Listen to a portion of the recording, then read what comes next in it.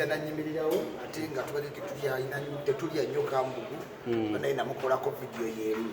nkubiriza abantu mwenna okugoberera amateeka ate mutwale ng'ekizampo oleme foolinga muki mu bizibu nga byedimu naye mbasuubiza buli kimu kijja kukola ki kijja kuba bulungi era nga we mulidde omulamuzi siri guilty era ngenda kujja ekya tubyongerezeeko. Bino ebintu by'amateeka wabiyigira wanga nkwali oli siniya nnyo era amateeka nga manyi ntera okuba kumpi n'Honorable Muhammad Nsereko mbamubuulira by'abakola so njagala okubakubiriza okusitopinga era natandika blog association mbakyuse mentality tuve mu bintu omuntu okuwa etaano okuma omuntu biki si birungi naye we twabijjawo ne tuorganize nga tusuubira nti abo katubafunemu obuzibu naye tugenda kyandolinga mulangira Ssuuna ajja kuddamu mulabe ekitegeera naye nga siri guilty njagala okutwala omukisa guno gwennyini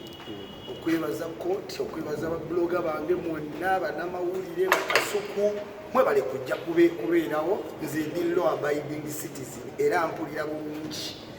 bandimandinze mpaka banamproducing enkya. That's how country moves. Bebale nnyo Honorable Muhammad Nsereko once again okumbeererawo mu very hard times era omuntu akujjayo mu kkomera yabeera omuntu akoze eki asinze abavubuka mwenna mukyuke tudde mu digital marketing kuba bali abaagala ebyokuvuma batuteeke mu buzibu nabo weebali kati we tubeera organized tuba tujjewo business naye nga kati mujje bukoto ku kibiina kyaffe kigenda kuddukanyizibwa bulungi tulina leadership newe mbasiriiwo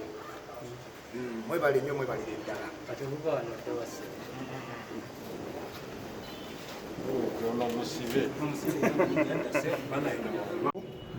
okujja nanyimirirawo ate nga tubadde tetulya nnyo kambugu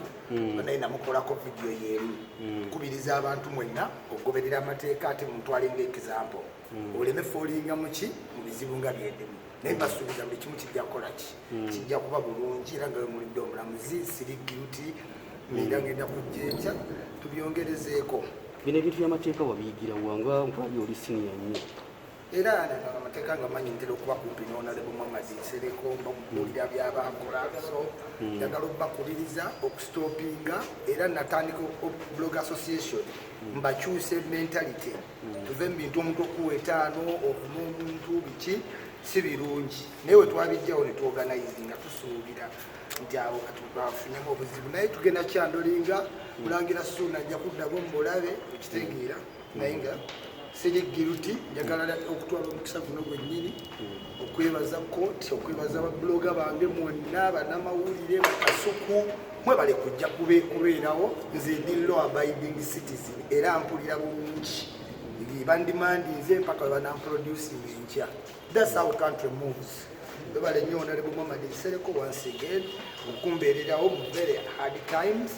era omuntu akujjayo mu kkomera yabeera omuntu akoze eki asinze abavubuka mwenna